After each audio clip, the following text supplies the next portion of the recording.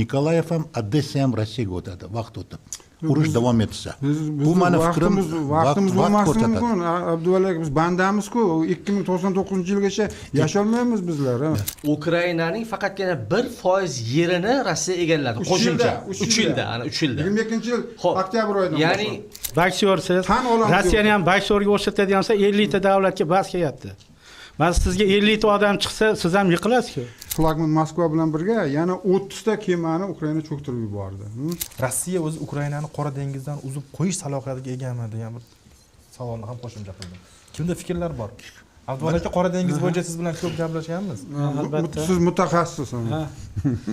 Albatta Rossiya muayyan potensialga ega, ya'ni qisman, ammo o'sha Ukrainani Qora dengizdan uzib qo'yish masalasida hozir imkoniyatlar yetarli emas. Ya'ni aytish kerakki, bu juda ham bir murakkab vazifa, lekin Rossiya Ukrainani Azov dengizidan uzishga muvaffaq bo'ldi. Ya'ni 2022-yilda 22-yil fevral oyidagi okkupatsiyadan keyin Rossiya Zaporojye va o'sha Xerson viloyatining muayyan qismini, janubiy hududlarini egallab oldi va qolaversa undan keyin Berdyansk va bu yerda Mariupolni qo'lga kiritdi. Bu Ukrainaning asosiy hal qiluvchi Azov dengiziga chiqadigan portlari hisoblanadi va aytish kerakki, mana shu Azov dengiziga Ukrainani chiqishdan Rossiya mahrum qildi. Bu asosiy Rossiyaning yutuqlaridan biri. Lekin bu yoqda albatta Qrim ham muhim ahamiyatga ega. 2014-yildayoq Rossiya Qrimni egallab olganidan keyin o'sha Qora dengizi qirg'oqlarida o'sha juda katta hududlarni egallab oldi va bundan tashqari hozirgi paytda endi Rossiyaning asosiy yana bir strategik maqsadlaridan biri bu Odessa bilan Nikolayevni qo'lga kiritish. Bular juda ham muhim strategik hududlar hisoblanadi. Agar Rossiya bunga muvaffaq bo'ladigan bo'lsa, albatta bu Ukraina quruqlik davlatiga aylanib qoladi degan gap. To'g'risini aytganda Rossiya Nikolayev orqali Odessani ham qo'lga kiritishga harakat qilib ko'rdi, lekin juda kuchli zarba yedi deyishimiz mumkin va albatta Rossiya mana shu Odessa va Nikolayevni qo'lga kiritishda katta muvaffaqiyatsizlikka uchradi. Bu esa albatta shu Ukraina mudofaasi mustahkamligini bu yo'nalishda Odessa bilan Nikolayev yo'nalishida demak Odessaga hozircha borish imkoniyati yo'q. Hozircha borish imkoniyati yo'q, lekin Rossiya masalan hozirgi quvvati bilan to'g'ri Rossiyani o'sha adashmasam shu Qora dengizdagi flotiga jiddiy zarba yetkazildi, lekin hali ham Ukrainani mana shu Qora dengizda qurshab olish imkoniyatiga ega, lekin o'sha Odessa bilan Nikolayevni qo'lga kirita olmasligi mumkin hozirgi sharoitda. Lekin o'sha Qora dengizda o'rab olish imkoniyatiga ega.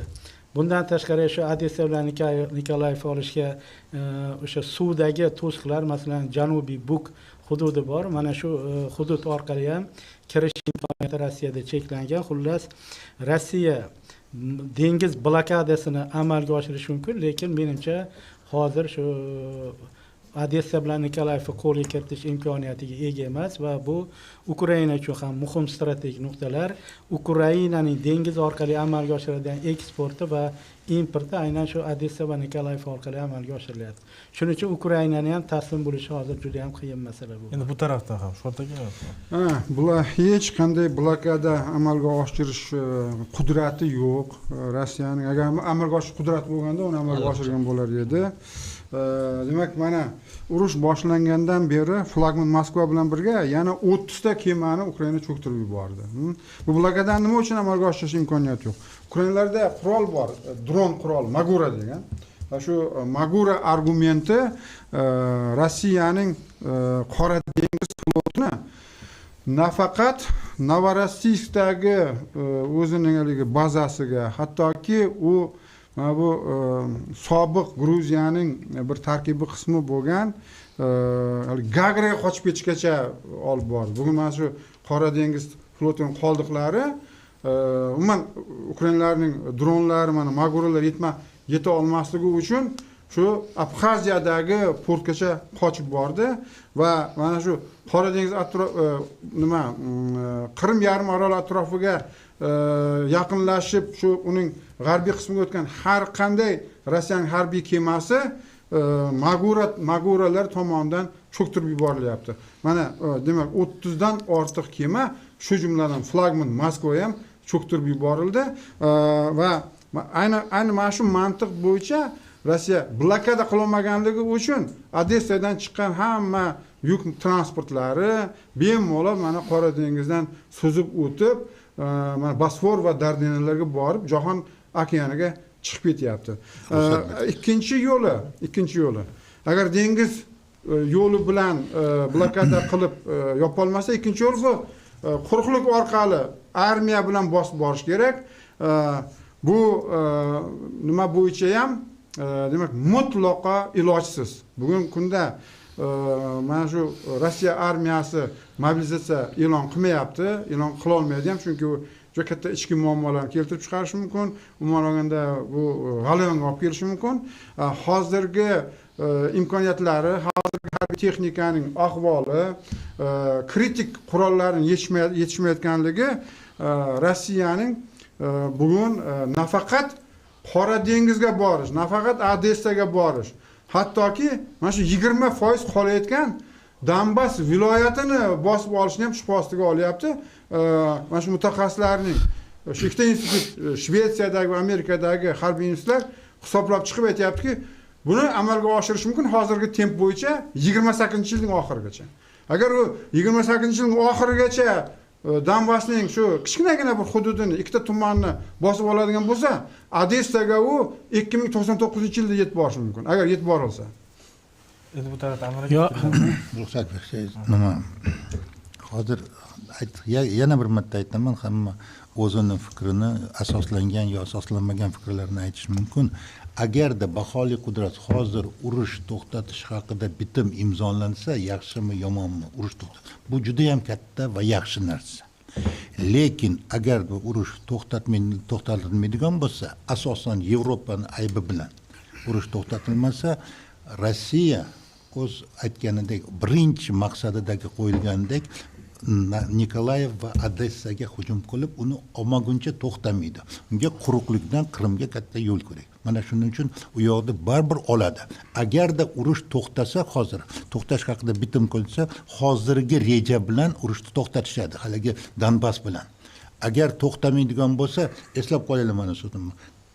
Nikolayev ham Odessa ham Rossiyaga o'tadi, vaqt o'tib. Urush davom etsa. Bu mani fikrim, vaqtimiz bo'lmasligi mumkin.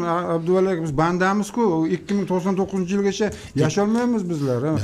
Hammamizga bu yerda hech qanaqa 2099-yil. Tez orada bu narsa bo'ladi. Siz Abduvali aka, siz o'tgan safar Donbassning qolgan qismini 2 kunda oladi dedingiz. Shu aytgan gapingizga oldi. Donbassning qolgan qismini dedilaringiz. Chasov Yar qo'ldan ketmaydi deyilganda, Avdiivka ketmaydi, Pokrovsk ketmaydi. Donbassning 2022da kirgani 20%, 30%, 50%. Donbassning qolgan qismi 20%. 10% qoldi o'sha. Sizlar aytdilar. muzokara shuni ustida-ku, Donbassning qolgan qismini berdi. 2 kunda olib qo'ysin, nima qilamiz muzokara qilib.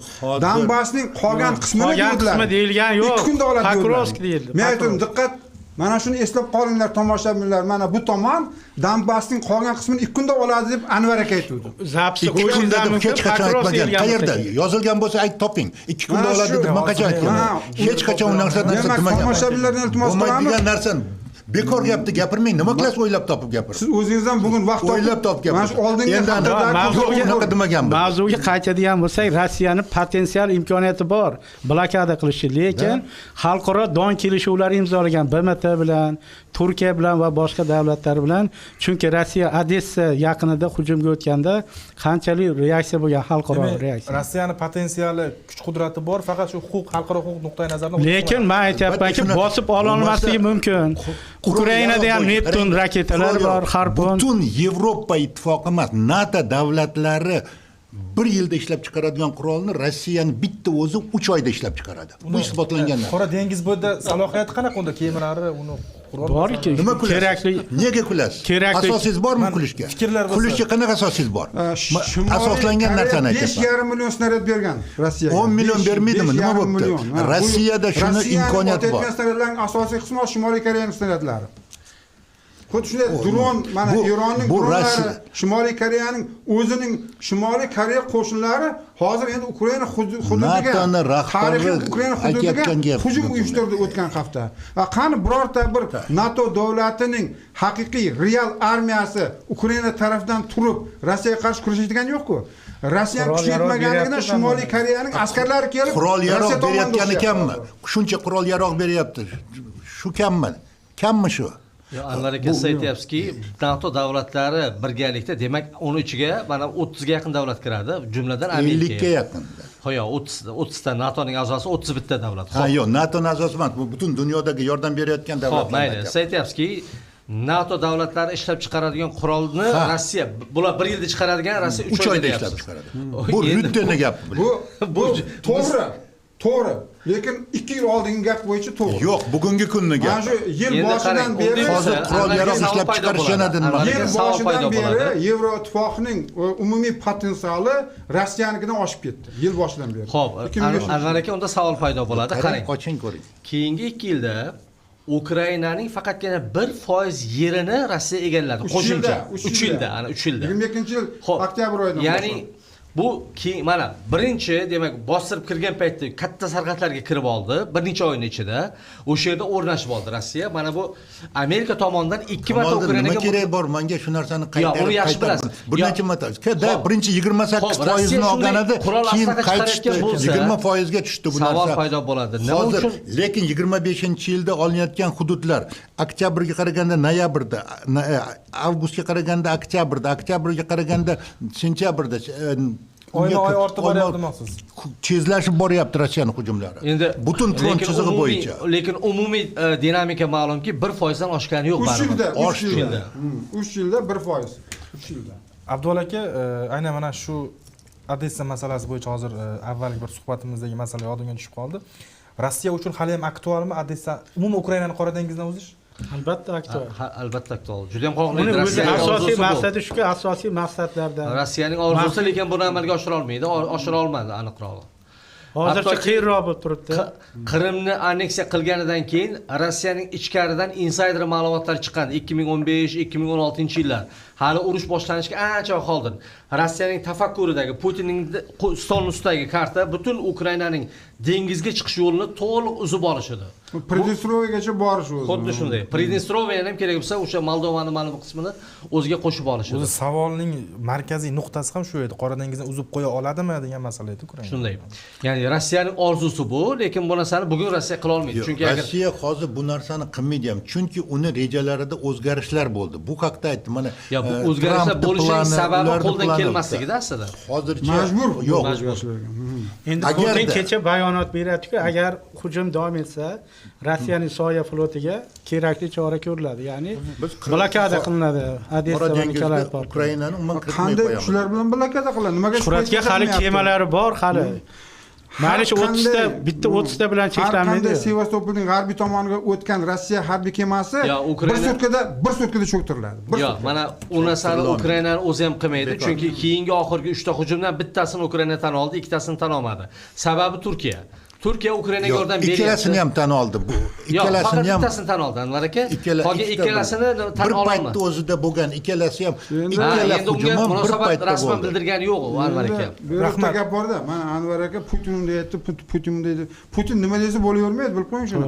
Putin bundan shu 5 yil oldin 2014-yili aytuvdiki, Qrimni shu haligi anneksiya qilib olgandan keyin agar Minsk 2 bo'lmaydigan bo'lsa, Ukraina muqarrar davlatchiligini yo'qotadi degan. Qani yo'qotmayapti davlatchiligini. Va hozir muzokara olib Shuhrat aka, mana siz boksyorsiz. Tan olamiz. Rossiyani ham boksyorga o'xshatadigan bo'lsa 50 ta davlatga bas kelyapti. Mana sizga 50 ta odam chiqsa, siz ham yiqilasiz-ku. Shuning uchun Rossiyaga ham oson emas bu.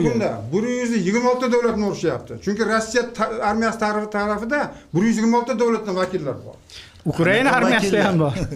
Qanaqa Yo, endi- vakillar 100 u nima deydi, xususiy nimalar, xususiy kompaniya Qarang, xuddi ma'naviy shular bilan-